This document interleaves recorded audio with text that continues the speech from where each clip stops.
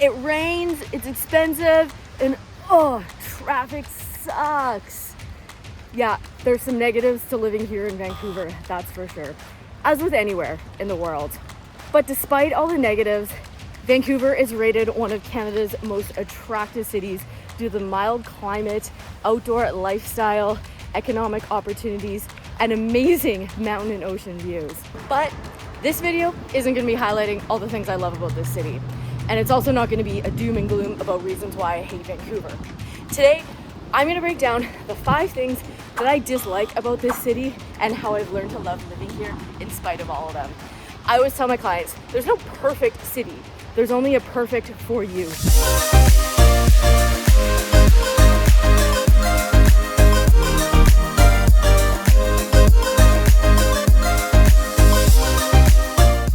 If this is your first time on the channel and you want to know everything about real estate in Vancouver, subscribe below. Tap the bell for notifications to be the first to learn what's going on in the current market. My name is Megan Becker. My team and I get calls every day from people looking to make this incredible city their home. So whether you're moving in 9 days or 90 days, give me a call, text, or email, and I'm excited to help you make this move to the best city in Canada. Negative number 1 is the rain. It is a rainforest here, so it rains a lot, especially in the winter time. There'll be weeks on end where I open up my weather forecast and it's rain. You scroll down the 14-day forecast, it's all rain. And it is something that people complain about a lot here. But on the flip side, I came from Edmonton, where in the wintertime, it can get almost down to like minus 40. Like a lot of things in life, there are trade-offs. So how do I manage with the rain? Couple things. Like I mentioned, there is a lot of days where we don't see the sun. You can get those. Lots of people travel. If you don't have the budget to travel and head to a sunny destination on a regular basis, I would opt for something like a sad light. You can get them off Amazon. Make sure you're taking your vitamin D. And then what does it look like on a day to day? So I had to invest in some waterproof gear. And the first thing to note is water resistant does not equal waterproof. Water resistant is good if you're caught in a light drizzle and you need to run from a car to a business or something like that. But if you're walking for any period of time in the rain, in the downpour, you need waterproof. So I live by the motto that there is no such thing as bad weather, there's only bad clothing choices. So I'm gonna give you a few pieces that I recommend you put in your wardrobe when you're planning on moving here and living here. And so what does this look like? I have a couple pieces. I got a waterproof trench coat from Lululemon. I found it on sale, and that was a big piece as well, is I didn't want to break the bank. I remember when I first moved here, Arc'teryx is a huge brand, so popular in Vancouver. I walked in the store, picked up a jacket, I was like, oh, I like this one, and it was like $800. I was like, okay. So I took a step back. I jumped on Lulu and I found a great deal. It's a shin length trench coat, which I would recommend getting a full length because especially when you're walking, your legs get wet. I had a lot of rain jackets that went just to my waist or just to the top of my hips there, and I definitely needed something that covered my legs. And so I can use this for just casually running to the grocery store. I can also use this jacket for more businessy type events, and I throw it over. It's I sized up one size so I can fit stuff underneath it. Next is a running jacket. I like being super active, hiking, running on the seawall, just going for walks, things like that. So I didn't want this big heavy trench coat obviously for that. So I have a pullover jacket that is waterproof. Again, it's from Lulu, and it just goes basically covers my butt, and that's the length of it. But this is really great for those walks on the seawall or runs or hikes when I don't want to get absolutely drenched, because when I first moved here I used my water resistant jacket and it did not suffice. I was just drenched and the jacket became useless. So that's my second piece that I recommend. Waterproof gloves are also very useful, especially if you are hiking. And the reason why I say waterproof, one, obviously if you are outdoors and you're hiking, you don't want your hands to be soaking wet, but the waterproof also helps with the warmth, because that's one of the things that I found. The temperatures, they don't get super cold here, but because we're right by the ocean and there's a lot of humidity in the air, -5, It doesn't feel like -5 back in like dry Alberta. It is really damp. It's like cold to the bone. And so that was one of the things I found was my hands got super cold. And so I bought these waterproof gloves. So one, my hands don't get wet and it insulates them a little bit from the cold. Next is footwear. So I have a pair of trail runners. They have Gore-Tex on them. They're really good, obviously, for running in the trails. I bought a pair of really inexpensive rain boots. I actually found them on sale at Superstore. I think they were $15. Those are good for, you know, just really soppy, wet weather when I'm walking to the gym. I also found a pair of more dressy, they're almost kind of between like a Chelsea boot and a combat boot. I found these on Amazon because, again, I didn't want to spend a ton of money on this. I like really nice pieces of clothing, but especially when you're moving here and you need functional gear, there's certain things that I want to invest money on, but I think this is going to be a value for you just to understand. There's things in Vancouver that are expensive enough, so let's save money where we can. I bought these boots on Amazon. They were $60 and they're waterproof. I can wear them to client meetings. I can wear them, you know, they're casually. They can kind of bounce between casual and a little bit dressy. I was going to invest in some Blundstones, but again, I didn't want to spend the money on them. Another piece of footwear that is really popular is the brand Vessi, and they make waterproof running shoes, casual shoes, and they are very popular here. A lot of people have them. They're really great for walking around. I personally wasn't a fan of them. I just don't love the look of them, and so yeah. But as far as functional, 10 out of 10. Looks, in my opinion, I don't love them. I know I have a ton of friends that have them, and again, when you're thinking about keeping dry, especially if you're walking a lot, you might want to lean towards the functional over the aesthetic. And the next thing is hats. I love hats. I love all types of hats, baseball hats, kind of dressy, funky hats. That's another thing, especially if I'm walking to meet clients. Obviously, I do have an umbrella, but sometimes it's nice just to throw on kind of a casual type hat just to keep my hair dry. When I'm running, I'm definitely putting on a baseball hat when I'm running in the rain, obviously to keep the rain out of my eyes. Then the last thing is umbrellas. I have a couple umbrellas in my house. I have a couple umbrellas that I keep in my car. I wanted to make sure that I'm prepared. That's one of the things that if you're not accustomed to living in a rainy climate, you might not always remember to take with you. And if we're viewing properties and it's raining and you forgot your umbrella, I got you. Next thing about the rain is that I learned this a few years ago, that when you open up your weather app and it says 60% chance of rain, that doesn't mean that there's a 60% chance of rain. What it means, 60% of the entire area, we'll use the greater Vancouver area in this example, could see measurable rain at some point, while the other 40% won't. So what I do is I always look at the actual radar map to see the cloud movement and how the weather patterns are changing there. And the other comment about the rain is a lot of times it's not downpouring either. There's just kind of this like kind of fairy tale mist, we'll say it that way, that's in the air. So I always err on the side of carrying things just in case. Have an umbrella in my bag just in case. It's always in the car just in case. But I don't know about you. I really enjoy the rain. I love running in the rain. I love hiking in the rain.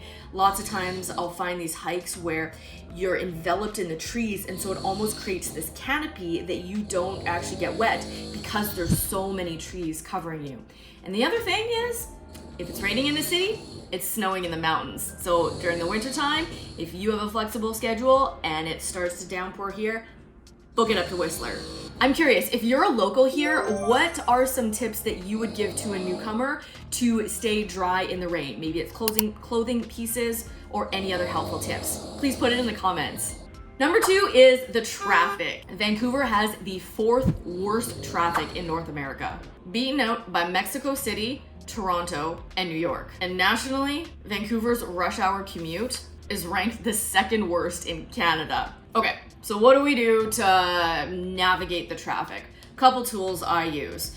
I use Google Maps all the time. Even if I know the route that I need to get to my destination, I always jump on Google Maps to time out the distance. Maybe there's an accident, it'll show me a different route. There's a feature on Google Maps that you can select the time that you either want to arrive at a destination or depart from your current direct destination, and it'll estimate the time of day. So I always recommend clients, if you're moving to an area that you've never been in, is estimate your commute, because I know that's a really important factor for some people. During quiet times of day, it might take you 20 minutes, but during rush hour, it might take you an hour, just depending. And for me, I always plan. It's time that I'm in my vehicle alone. So I plan out to make calls, I plan audiobooks. Maybe it's just music and I'm singing and relaxing and kind of taking some chill time.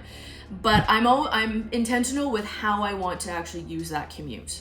Lastly about traffic is, ask yourself, is there another option? Could you leave earlier and just get to your destination early? That's one of the things that I always do, because I'm pretty flexible and I can work anywhere with my laptop. Lots of times if I know I need to get somewhere and I'm leaving in around rush hour, I might leave an hour or two early, or I might stay at the destination and leave an hour later and just work on my laptop. So if you have the flexibility, that might be something to consider as well. Or is public transportation an option? There's the C-Bus, there's obviously buses, the SkyTrain, there's lots of different options. I even saw a meme about this. I think this was over in Asia, but there's a company, I don't know if this is legit or not. I mean, half the stuff on the internet is not really legit. But basically this meme was hiring somebody on a motorcycle to come rescue you out of a traffic jam and then leave your car there. Somebody sits in traffic with your car. The motorcycle drives you to your destination and you pick up your car later. So who knows if that's real, but I mean, if I was stuck in traffic for an hour, I might heavily consider that. And again, if you're a local here, what are some tips that you do to navigate the heavy commute times here? Number 3 is it's expensive to live here. Yeah, everything from real estate, rent, groceries, living expenses, entertainment, there is a premium here. So it's gonna be up to you to determine, is it worth it for you? For me, absolutely. The opportunity, the lifestyle, everything that Vancouver affords, it outweighs that for me. And so how do I navigate the expense part here? When it comes to groceries, I find that there are staples that I buy, like most people, that I buy all the time, and I'll figure out where's the best place to get them. I order a lot of stuff off Amazon because I do find that some of it, especially like the pantry staples, the superstore on the North Shore, that anytime I'm around that area, I'll plan kind of a grocery trip. I'll stock up, because although I love Whole Foods, it's a little on the pricey side. And then there's a Costco downtown, which is my go-to for the big staples like almond milk, yogurt, proteins. I personally like to use Instacart. It is you're gonna pay a little bit of a premium because they get it delivered to you, but you're not susceptible to all the impulse buying and, going in for chicken breasts and, maybe 1 or 2 other items, and then walking out with a pair of shoes and a paddleboard and a barbecue. I find the increase in price to get Costco delivered to me, actually, it saves me time, which is a big thing, because I'm not a fan of going to Costco. It's a whole episode for me. Then just regular mindset around budget is proactively planning your budget. What is important to you? There's a book out there by Ramit Sethi called I Will Teach You to Be Rich, and he talks about money dials. And the whole idea is not, I'm sure you've heard the whole mindset of, oh, don't buy a latte and you'll save money and that's how you create wealth. And he's completely opposite of that. He's like, if you want to buy the latte, buy the latte. If you love expensive coffees, go all in and treat yourself. But scale back in other areas, figuring out what you really value and go all into that, assuming that it makes sense in your budget.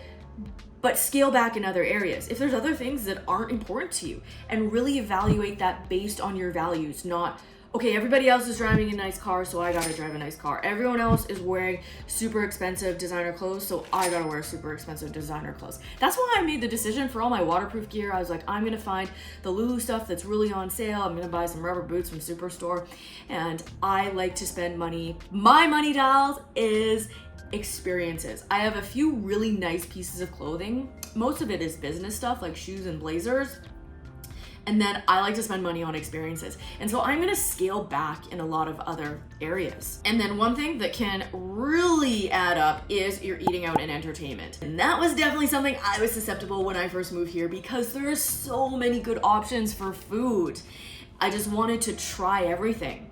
And so I figured out what my budget is for that, and I would plan we're gonna go to this restaurant, we're gonna go to this restaurant, and just try different things. There's something happening right now called Dine Out Vancouver, and it happens in the early part of the year, and there's a whole bunch of restaurants that participate in it, lots of high-end restaurants as well, and they have a set menu, and it's more inexpensive than the regular menu, but it brings people in. It gives you the opportunity to try different menu items at a discounted price, which is really fun to try different things. Another things just to budget for is Ubers, parking, coffees, all the like little stuff that does add up, but put that in your budget and make sure that you're understanding where your money's going. One of my mentors said that early on. He's like, Megan, if you don't tell your money where to go, it's gonna leave and you're gonna wonder where it went.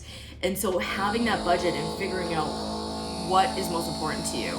And then as far as events and entertainment, jump on Eventbrite. There are a lot of free things, there's a lot of inexpensive things, there's a lot of meetups on Facebook or meetup.com. There's a lot, because a lot of people are in the same boat. They want to find inexpensive ways to meet people, and so it's a community that you have to be intentional about seeking things out, but there are a lot of options there. Number 4, and this is something that gets said very often, is it's very hard to meet people here. And moving to a new city, it can be hard. You're coming from a place where you know everyone, you're comfortable, you have your core group of friends, there's a level of comfortability there, and then you're moving to this new place, and all of these people that you're now surrounding with, they're comfortable, they have their friend group, they have their routine, and now you're coming into that. And so I always think of this as a mindset, because I've heard that it's very hard to meet people here. I have not really experienced that personally myself, and the reason is, like anything in life, I try and put myself in other people's shoes. I know that people are busy, people have their core friend groups. And so my rule of thumb is, how can I just put myself in new environments on a regular basis? How can I make it easy for people to connect with me and to spend time with me?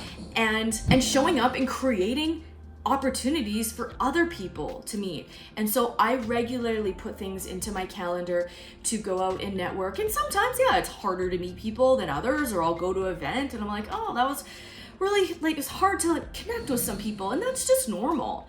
There's other events that I go to, or there's other communities that it's almost like you have a very short conversation and there's an instant bond, and that's just natural. You're not naturally going to connect with everyone, and it does take work.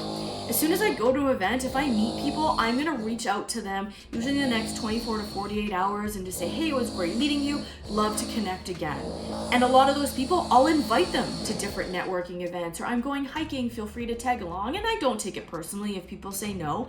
I just understand that people are busy and they've got different schedules than mine. And the last thing, number 5, is that things are always changing here when it comes to bylaws and regulations around development and the way the city is laid out. So one of the recent changes is the change to allowable Airbnb units. So we had some investor clients that owned multiple Airbnbs, and over the course of the last handful of years, they started really tightening up in restrictions, and then in the next couple months, there is going to be a bylaw in place that you can only Airbnb your personal residence, and there's a lot of stipulations around that. Again, I'm not going to get into politics or government, but it's something that poses some challenges, especially if you are an investor and you have rental properties.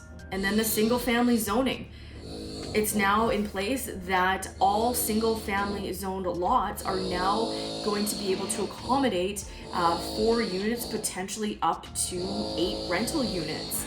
And so whether you agree with these decisions or whether you don't, there are always things that are changing, and that's part of the government is that we don't, even if we disagree with something in the short term anyways, we gotta go along for the ride in a sense.